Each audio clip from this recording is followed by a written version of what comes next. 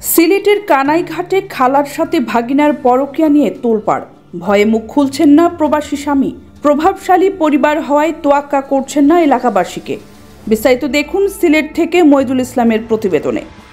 সিলেটের কানাইঘাট উপজেলার ৫ নম্বর বড় চতুল ইউনিয়নের শরুফৌদ গ্রামে এক প্রবাসীর স্ত্রীর বিরুদ্ধে একাধিক পরকীয়ার অভিযোগ উঠেছে।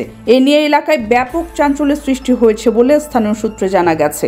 অভিযোগ অনুযায়ী প্রবাসে অবস্থানরত স্বামীর অনুপস্থিতিতে ওই গৃহবধূ একাধিক ব্যক্তির সঙ্গে অবৈধ সম্পর্কে জড়িত ছিলেন এবং 2বার গর্ভপাত ঘটিয়েছেন বলেও দাবি করা হচ্ছে।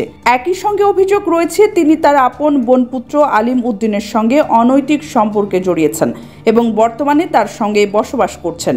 আলিম উদ্দিন পেশায় রাজমিস্ত্রি এবং তার বাড়ি জৈন্তাপুর উপজেলার ছাতারখাই গ্রামে। স্থানীয়দের একাংশের অভিযোগ, ওই নারী প্রভাবশালী পরিবারের সদস্য হওয়ায় এলাকার কেউ ভয়ে মুখ খোলেন না তাদের বিরুদ্ধে। তারা জানান, গৃহবধূর সঙ্গে মোবাইল ভিডিও কলে একাধিক ব্যক্তির আপত্তিকর আলাপের কিছু তথ্য প্রমাণও রয়েছে। সেসব প্রমাণ অগ্রযাত্রার হাতেও এসেছে।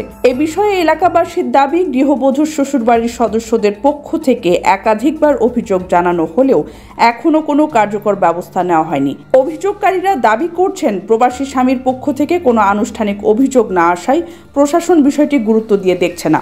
বিষয়টি নিয়ে সামাজিকভাবে এলাকার গণ্যমান্যদের এগিয়ে আসার আহ্বান জানানো হয়েছে, নয়তো সামাজিক এই নৈতিক অবক্ষয় গোটা এলাকাকে কলুষিত করবে বলে আশঙ্কা দেখা দিয়েছে।